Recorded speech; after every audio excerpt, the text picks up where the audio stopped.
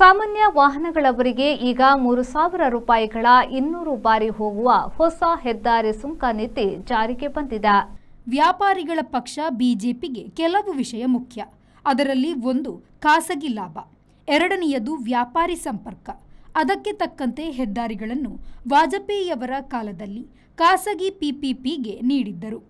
ಕಾಲು ಭಾಗ ಖಾಸಗಿಯಾದರೂ ಮುಕ್ಕಾಲು ಭಾಗ ಲಾಭದ ಒಳಪಾಲುದಾರಿಕೆ ಇದು. ಪ್ರಧಾನಿ ಮೋದಿಯವರ ಸರ್ಕಾರ ಅದನ್ನು ಸರ್ವತ್ರ ಸಾರ್ವತ್ರಿಕ ಮಾಡಿದೆ. ಇದರ ದುಷ್ಪರಿಣಾಮದಿಂದ ಹೋರಾಟದ ಬಳಿಕ ಮುಚ್ಚಿರುವ ಎನ್ಐಟಿಕೆ ಸಹಿತ ದೇಶದಲ್ಲಿ 300ರಷ್ಟು ಅಕ್ರಮ ಟೋಲ್ಗೇಟ್ಗಳು ಬಂದವು. ಹೆಚ್ಚಿನ ಅಕ್ರಮ ಸುಂಕದ ಬಾಗಿಲುಗಳು ಇನ್ನೂ ಮುಚ್ಚಿಲ್ಲ.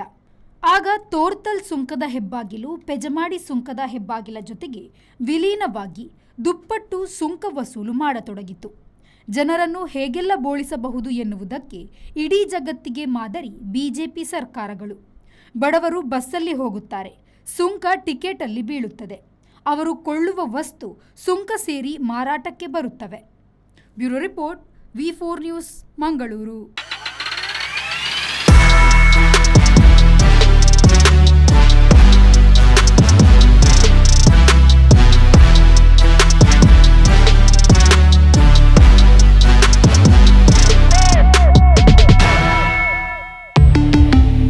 Volkswagen. Volkswagen Mangalore, Airport Road, Yeyadi, Mangalore. Volkswagen.